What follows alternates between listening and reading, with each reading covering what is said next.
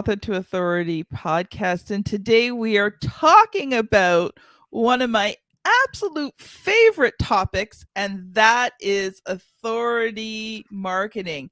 Now, Phil is joining us today, and he's an internationally renowned celebrity entrepreneur and business and sports consultant, best known for Billionaires and Boxers. So we definitely want to hear more about that. He's a former professional athlete. He's the host of a top 5 podcast with more than one. I'm assuming M means millions. Yeah, I'm not in the billions yet. Still in the millions. Downloads each month. He has created over 10 hours of podcasting and satellite TV content, reaching 26 million homes. And Phil is exceptionally well connected globally and is sought after for his ability to teach sport to business and business to sport. Often the intermediary for large scale commercial and investment deals, he also translates football into business and vice versa. Welcome to the show, Phil. Thank you for having me. Let's have some fun. I agree. So, Phil, just before we get into what you're going to teach and train on today, which I am very excited for. Good. Why don't you share a little bit about who you are and, how did you become known as Billionaires and Boxers? Yeah, it's a good question.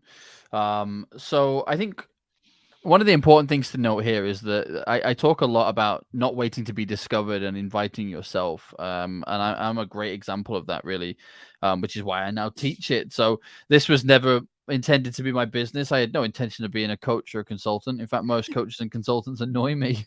So I had no intention of being that field. It's really funny, actually. People are like, oh, you've been ranked #1 in the world for the past 6 years as this coach and consultant. How does that feel? And it's like, not great. I don't like these people.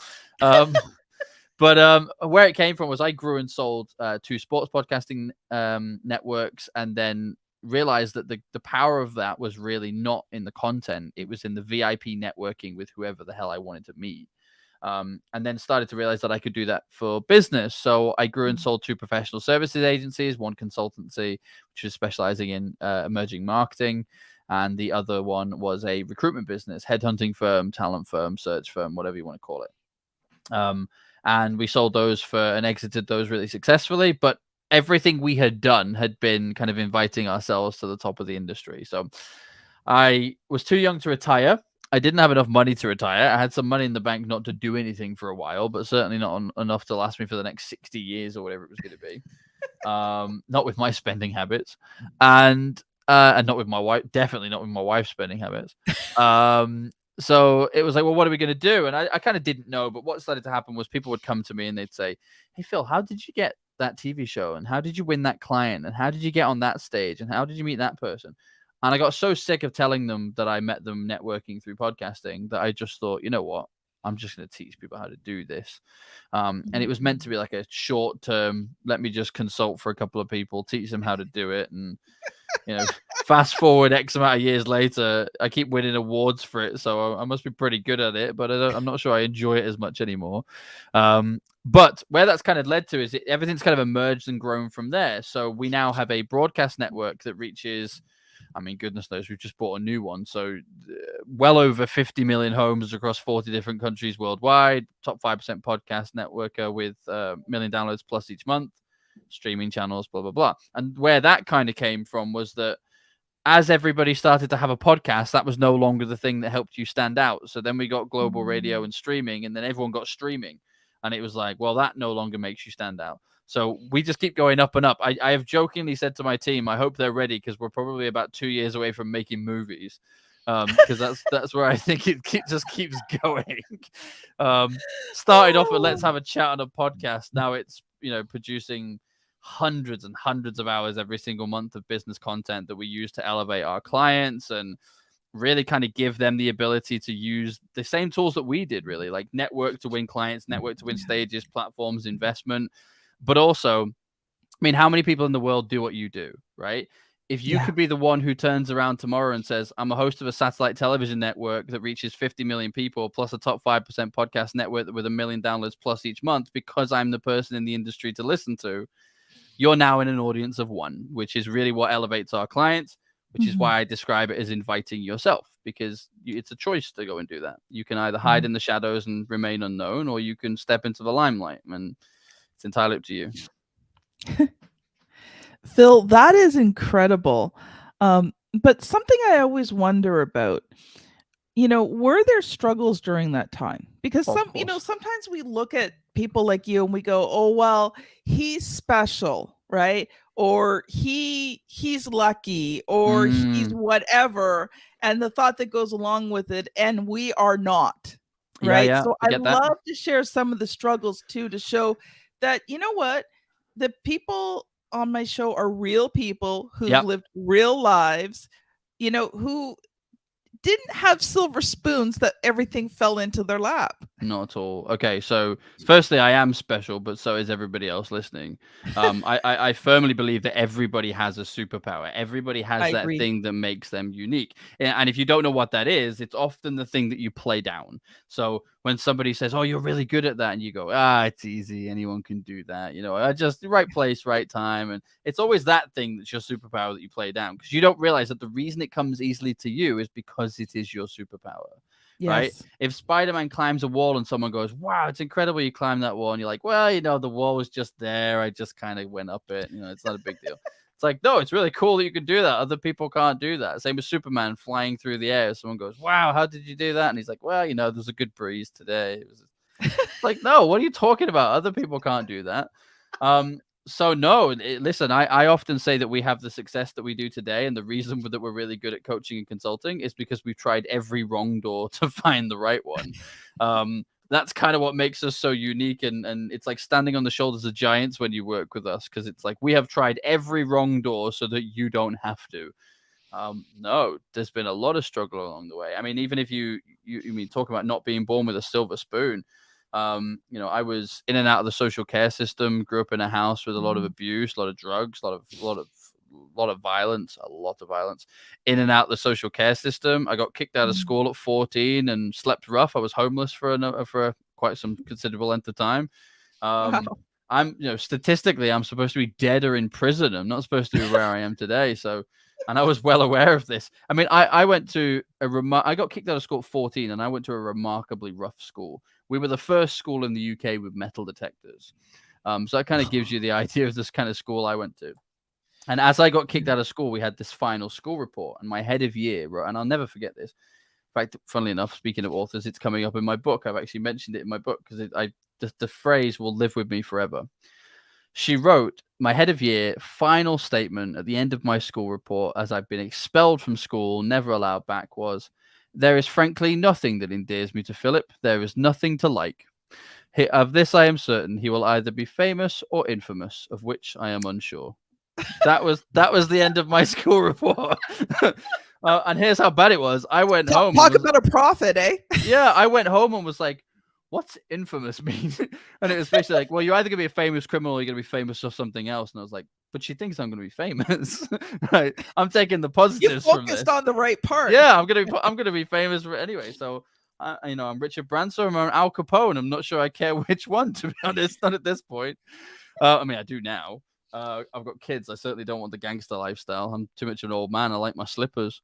But if you're looking for somebody that was born with a silver spoon, which is why I'm here, to use Trump's statement, my daddy did not give me a small loan of $1 million to help me to do this. I don't know who my dad is. So he's certainly not giving me $1 million. And even if I knew who he was, I'm pretty sure he wouldn't give me $1 million. He probably asked me for $1 million, to be honest. So no, there was no silver spoon. Everything that has been built off, hustle mode and hard work and putting ourselves in the right place at the right time. But like I said, a lot of this is about inviting yourself. I mean, there are loads of business owners that go broke as their industry's best kept secret. One of the big things I think people need to take away from this is that perception beats perfection. As one of my clients worded it really nicely recently, having worked with me, he said, "I've come to the realization that you're right. It's better to be best known rather than be the best." And it is, because you can go broke as the best if nobody knows who you are. But as best known, at least you're having some success. You're getting some cash flow through the door. You're helping some people. People will forgive you for your mistakes. But what nobody will forgive you for is hiding in the shadows. Wow, you just unpacked a huge one there. And I want you to repeat that one phrase. So it ended with perfection. Oh, perception beats perfection. Thank you. I wanted to write that one down because that is so true. You know, it's funny you said that because one of the things that I teach with my clients with them writing the books is that the perception is that being an author makes you a more credible expert than someone who's Correct. not. Correct. And it's only a perception. Correct. Well, let's take that one step further. So that little blue ribbon that you get at the top of your book that says sold 1 million copies worldwide. Every time you do a talk from now on, you're introduced as Kim, best-selling author, having sold 1 million copies worldwide. Every interview, every client talk, every summit, every stage, every media write-up. That's what they're going to say about you. Does it matter if those 1 million copies of that book were sold for 10 cents each in India and Pakistan? No, because the perception remains the same that you have sold 1 million copies of your book worldwide. And trust me, I've read best-selling books that I should have kept in the bathroom and used instead of toilet paper. These things were horrific, right? There's nothing of any value in there. It's just 2% gold, 98% waffle, right? And it's like, this wasn't worth writing down. A tree died for this. What the hell, right? Like that was not a good trade is the way that we look at this. But the perception is still that this person is great. How many of us look on LinkedIn profiles, for example, and are instantly attracted to somebody that is a Times or an Amazon bestseller? We've never read their book. It could be completely useless. There's a friend of mine that actually got sued by Amazon, which is quite funny. If you ever want to look at the story, you should go and search for it, called Mike Winnett. And he wrote how do I spell Mike's name? WINNETT. Sorry, Mike, if I've butchered your name. Somebody will find him. Mike Winnett, based over here in the UK. He wanted to show how easy it was to get to bestseller status, so he printed a book that had no words in it except for the middle pages that said like something like, "This is not a book." Right? And then he did all the Amazon hacking of buying it a certain amount of times and getting enough people to review it within the first 24 hours. And they put him to bestseller status, and there was nothing in the book. It's completely empty. And it was just to show how ludicrous this situation is, right? Now, that was funny, and Amazon didn't like him for it. But the reason I'm bringing it up is, as well as it being a funny story, the message behind it is so powerful. Doesn't that show you this? He got instant credibility plugged in because one of the biggest brands in the world called him a bestseller, and he didn't write anything. Could you imagine what you could do if you actually contributed something of value and put it out in the market and did some good with it? You know, whether you're an author, whether you're a TEDx speaker, whether you're a keynote speaker at a major event, those things may get you some sales. They might. But the reality is leveraging the perception that comes from the credibility of those things is what grows your business, not how many copies of the book you sold. Unless you're J.K. Rowling, it's not going to really change your life how many copies of your book you sold. But having a book that adds value and leveraging the credibility to grow your business, that has impact beyond measure. I just want to say, like, amen. Testify. You know, there's things that guests say, and I'm like, I can't add anything to that. It perfectly said the way that it was, and I love that leveraging. Right? It's I teach my clients that their books, everything, the authority marketing, being on podcast, hosting a podcast, these are all tools. Correct. And if you don't use the tool, you know, you can be on all the podcasts you want. Oh, yeah. But if you don't let the world know that you've been on these podcasts, it comes to nothing. Correct. I've been doing the Author to Authority podcast since 2019. Now, not consistently, and that's my word for the year, consistency. So I've been working on that. Good, okay. But, you know, it's a positioning tool. But if nobody knows that I'm the host of the Author to Authority podcast, if nobody knows that, oh, as of today, you are going to be in April, episode 350, what difference does it make? No, you're so right. No, you're so absolutely right. I mean, look, the cool thing about the podcasting thing was, and while we've touched on that, so the very first time I got told we'd hit over 1 million downloads a month, it actually changed me, and not in a good way, because the way that I talk to my guests is it's just me and you. We're just having a chat, and I've just happened to hit record. So the second I found out that there was 1 million people listening worldwide, that actually made me really nervous for the next few episodes. I started being a lot more conscious about what it was that I was saying, because my attitude has always been the strategy to get 1 million downloads and the strategy to make $1 million are two completely different strategies. And I was Yeah. using podcasting to make money. So let me put it this way. If I'm interviewing prospective clients and prospective partners, and I'm winning clients and I'm making partnerships that are growing my business, do you think I care if anybody listens to that episode? Like, not in the slightest. I couldn't care less, right? But how many people do it the other way? No one's listening and there isn't a strategy to it. So they get about 10 episodes in and go, there's no point doing this. It's a waste of my time. So they stop because there was no strategy behind it. So here's the biggest irony of this. I developed a strategy that was all about grow the relationships and use it for networking and don't worry about the downloads. And the downloads came anyway, which is mental. But the reason the downloads came, and I've looked into this because it completely baffled me at first, is because I'm having real business conversations. That's what people are enjoying. It's not this overly polished, I've seen what happens with TV now, right? We record a podcast. If we record for 65 minutes, 65 minutes gets released. But if I did that on a television network, 30 minutes of that 65-minute conversation has been ripped out and put into it for just those best bits. So podcasting for me is just a phenomenally pure, long form, really great way of learning and seeing how business is actually done. And that's where I think listeners can really have value. But to anybody listening, whether it's a book, whether it's a podcast, whether it's whatever, you have to ham this point. If you're not going to leverage it, then why are you doing it? I mean, you can always make another dollar. You can't make another minute. So why would you contribute any of your time, which is your most valuable commodity, to something if there isn't a strategy behind it? I say to people, you might spend 10,000 minutes on a podcast, right? Throughout the year, right? Doing different interviews, you on their show, them on yours, etc., etc. Well, you wouldn't spend $10,000 on a Facebook ad without a strategy. So why the hell would you put 10,000 minutes into podcasting without one? Makes no sense. Yeah. It was funny when I was first considering doing a podcast, and I have to be honest, I tend to be a visual person. So I am starting to listen to more podcasts, but I'd rather read a book. Yep. Just being honest. But when it's I kind of looked good at given it, what your business is. It's yeah, like I don't like reading.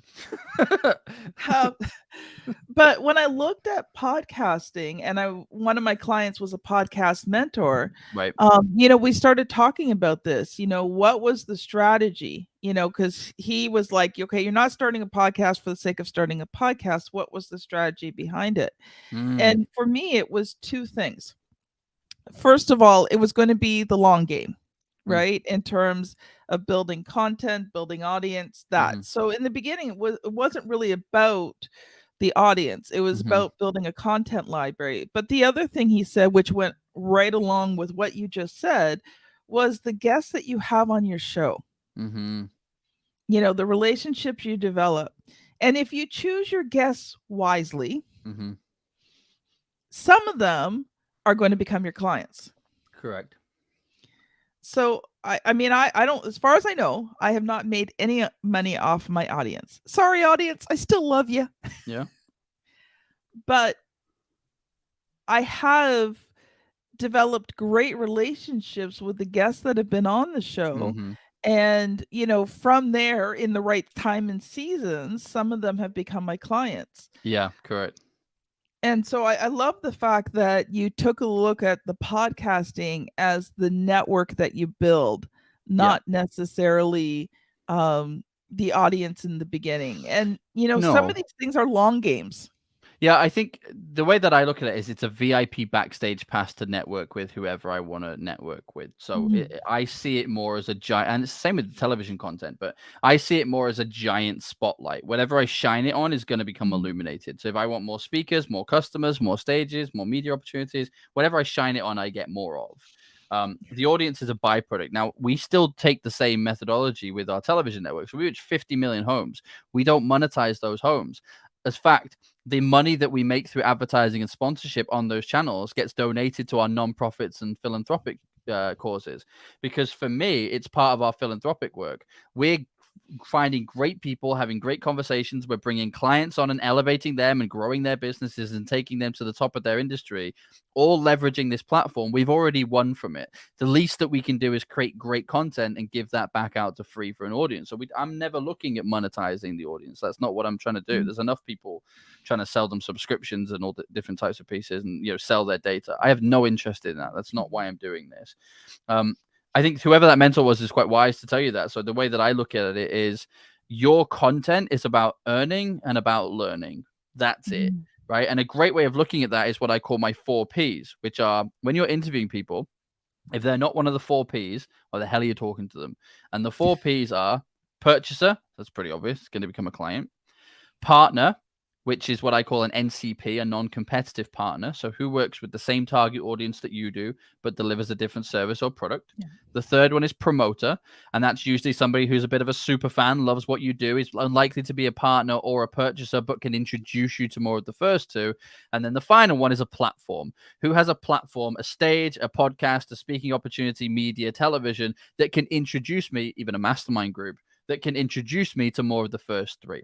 So I always look at somebody and say, they're my 4 Ps. That's what I'm judging who I'm speaking to by. That's how I'm going to be earning and learning from this, because I'm building relationships and I'm having fun with these people and I'm seeing who's a good fit to do business with. But the reason that they appear in that order is that that's the order of priority. So what you need first and foremost is not a stage, it's customers, because you can't pay the bank manager with speaking opportunities. They don't accept Facebook likes. That's not how this works. So you've got to get clients in. But then once you've got clients in, it's like, I don't want to constantly be having to win a client one-on-one. That's long-winded. Let me get a partner who can introduce me to 10 clients per year. And if I go and find 10 of them, that's 100 customers a year. Then it's okay, well, how do I get introduced by my super fans to more of the first 2 so that then I have people going out and preaching the gospel according to St. Phil, right? And then kind of telling... Sacrilege. No, I'm not joking, right? For teaching people about, but you know what I mean? It's like, how do I get people to go out and start doing that?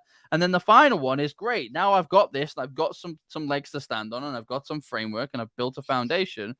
Let's go onto stages, because one of the big things that I think people haven't learned yet, and this is a big one for anybody, whether you're doing a podcast, a book, or just growing a business in general, is prior to 2018, I would say, it was starting to wane off a bit then, but I'd say prior to 2018, the strategy as to how you're to grow your business was how to capture attention, right? Yeah. Which is why people like Gary Vaynerchuk saying, create content, create content, create content. That was great. Really great strategy. Just get yourself out there and create loads of content.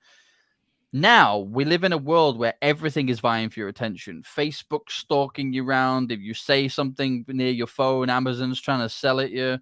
You can't watch something on TV without it now stalking you everywhere you go. I mean, we're getting pretty close to living in like a twilight zone where you walk past a billboard and it'll be personalized, depends on what you see. Like, will be that thing that's trying to sell to you, right? It's just stalking us around the internet. So now it cannot be, how do you capture attention? There are companies spending billions of dollars to capture your attention. You're not going to win that race. No. That fight's over. You lost, right? Yeah. Don't even try. What you have to do now is say, okay, who is it that I'm trying to speak to and where are they looking? Because I need to stand there. And they're 2 completely different strategies for how do I flail my arms and legs around to get people to look at me?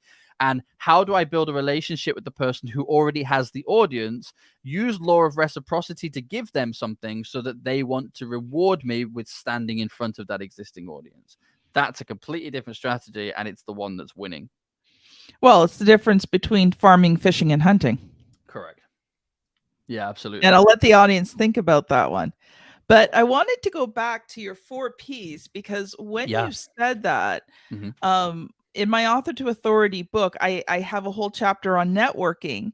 Great. And I named them the 6 C's that you need to have in your network.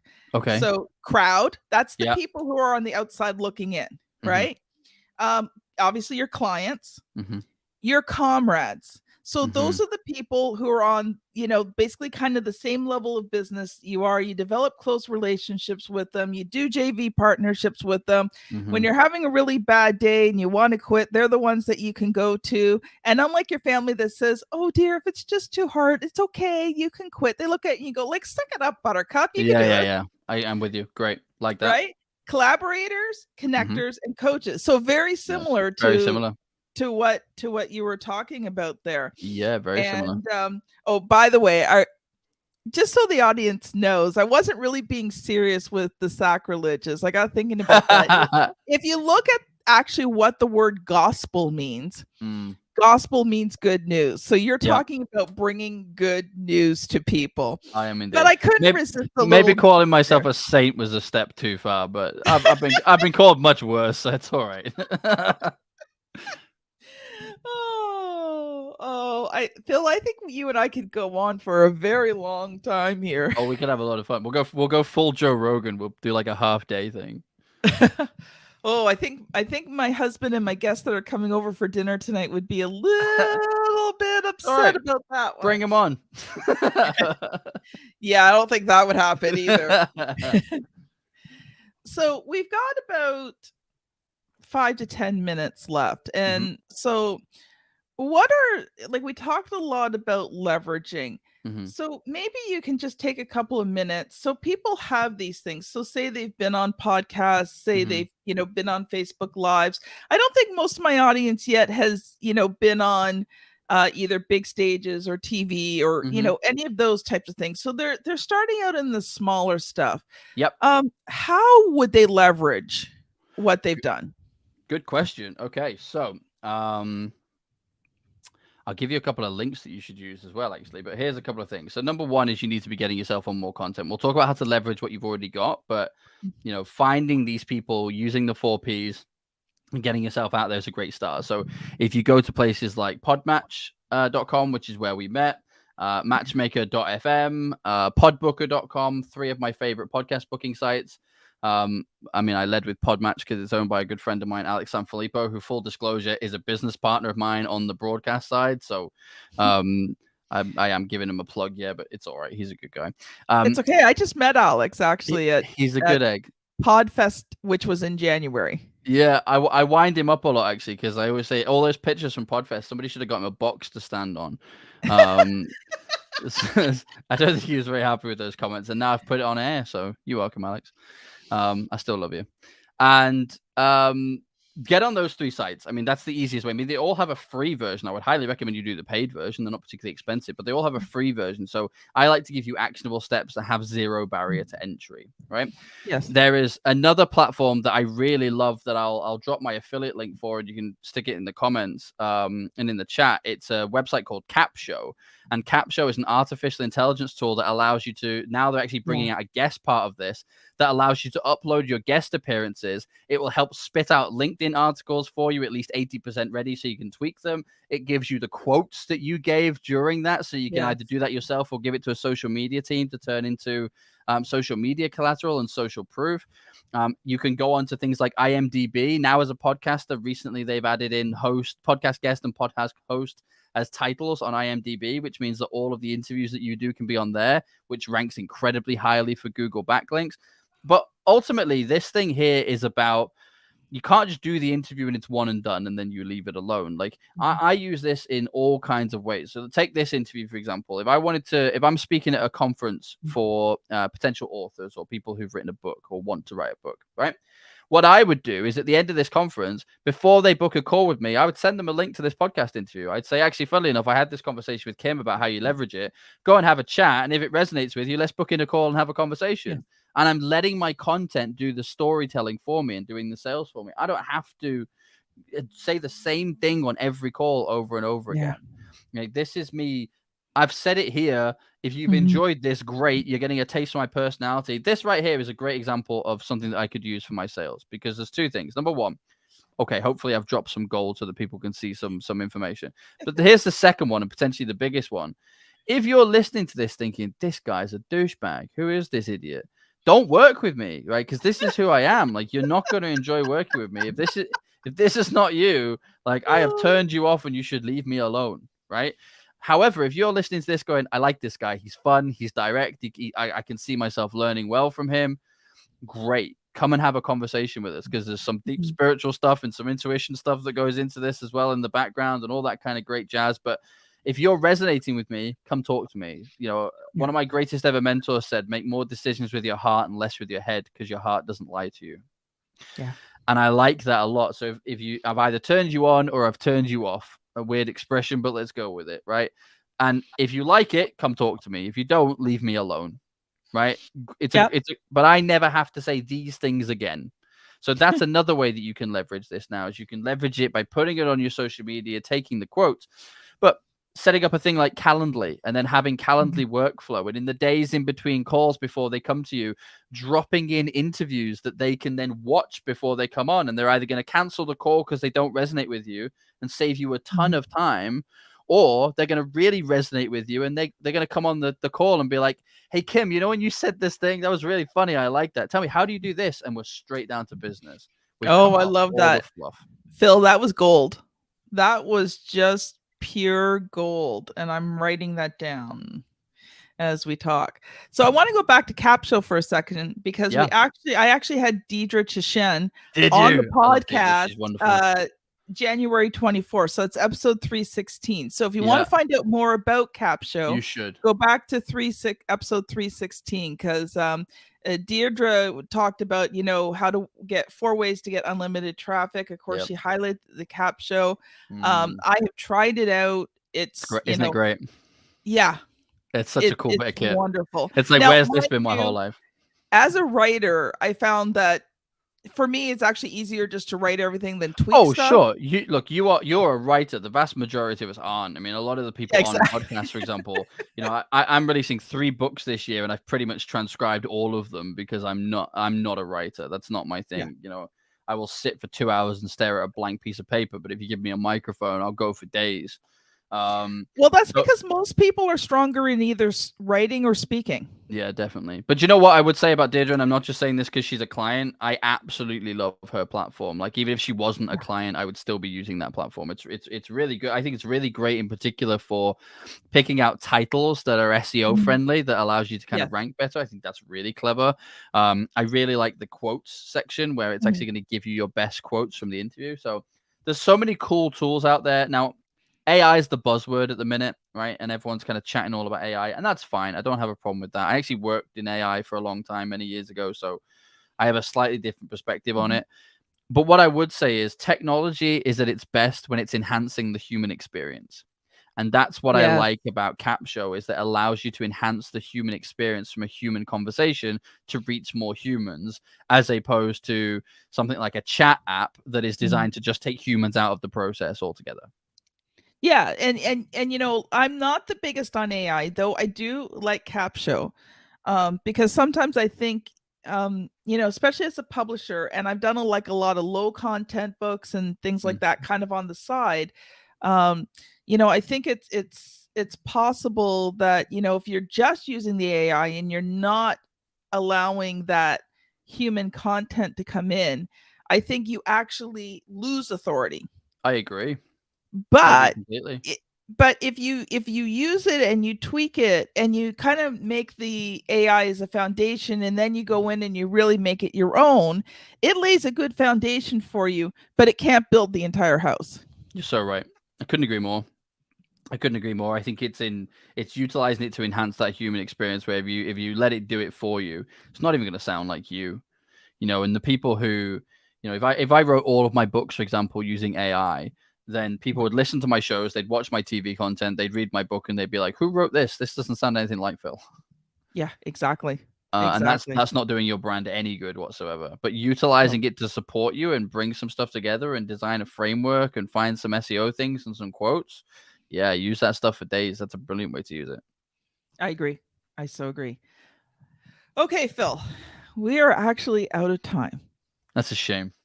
I agree. So you are going to be coming back, because I think we're going. Have you decided for me? Well, okay, that's always been said that you enjoy being on the show and you want to come back. But... I did. I will come back. I was playing with you, but no, I had fun too. It's a lot of fun, and you know, it's nice when you meet people who.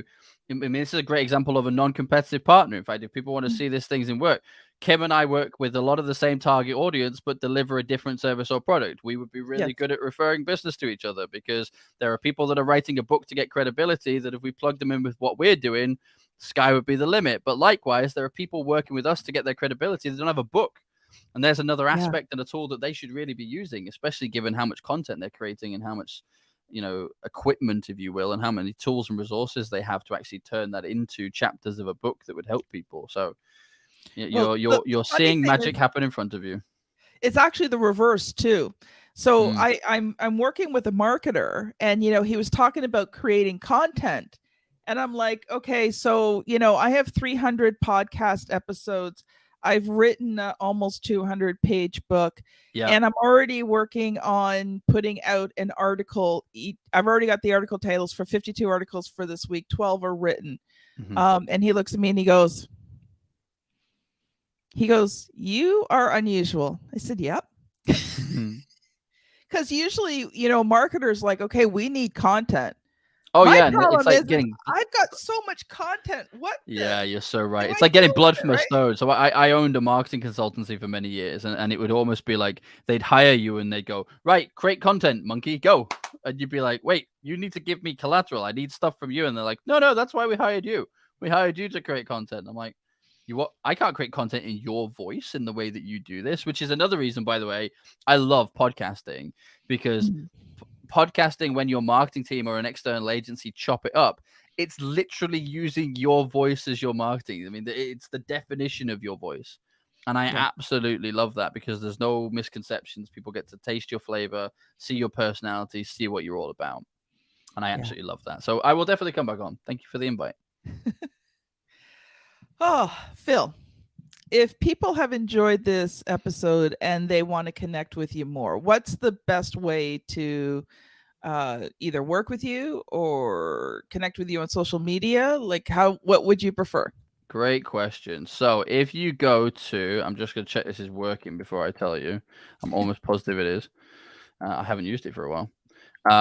Yes, it's working. If you go to BIBPhil, PHIL, BIBphil.com, you will find all of my links there for my LinkedIn, my social media, booking a call. There's even a superhero quiz on there, which is completely free. It's going to take like 3 minutes of your time, and it will give you an idea as to what your superpower likely is, as well as some of the weaknesses. And that'll give you a bit of a clearer idea as to the things that you should be doing and the things that you should be avoiding and partnering with other people to do. So if you go to BIBphil, PHIL.com, you will find all of my links there. Wow. That's about as much as I'm going to be able to say is just wow. Phil, thank you so much. This has been an amazing interview. I have enjoyed it greatly. Audience, thank you so much for listening, and we will see you on the very next episode. Bye now.